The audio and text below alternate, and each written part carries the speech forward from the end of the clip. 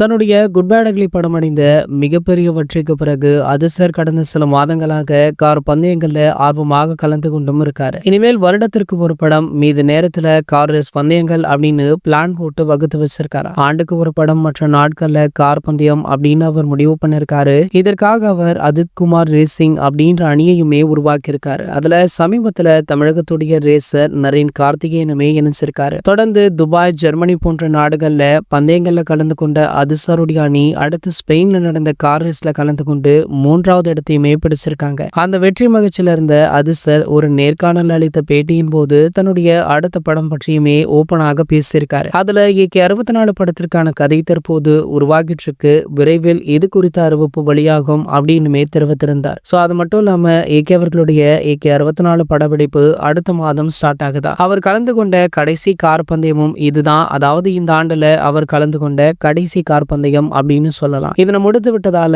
இன்னும் சில வாரங்கள்ல அவர் சென்னையுமே திரும்ப இருக்கார். சென்னை திரும்புறதுக்கு முன்னாடி தற்போது AK அவர்களை பற்றி மற்றொரு தகவலுமே வைரல் ஆகிட்டு இருக்கு. அதாவது அண்மையில தாவேகா பொதுக்குழு கூட்டத்தில் நடைபெற்ற சம்பவம் பலருக்குமே துயரத்தை கொடுத்தது. முக்கியமாக கரூர் மக்களுக்கு பலருமே அவங்களுடைய ஆழ்ந்த இரங்கலை தெரிவிச்சிட்டு இருந்தாங்க. இந்த நிலையில தற்போது இந்த சம்பவம் குறித்து கேள்விப்பட்ட AK அவர்கள் மிகுந்த மன வருத்தத்துடன் இருந்துட்டு இருக்காரு. அது மட்டும் இல்லாம அவருடைய மேலாளரான சுரேஷ் சந்திரா அவர்களை கரூர் விபத்துல பாதிக்கப்பட்ட மக்களுக்கு நலத்திட்ட உதவிகள் செய்யும்படி அறிவுறுத்தியுமே இருக்கார். இந்த தகவல் தற்போது வெளியாகி வைரலுமே ஆகிட்டு இருக்கு. இது போன்ற செய்திகளை பற்றி நீங்க உடனே தெரிஞ்சுக்க நம்ம சேனலை மறக்காம சப்ஸ்கிரைப் பண்ணிக்கோங்க.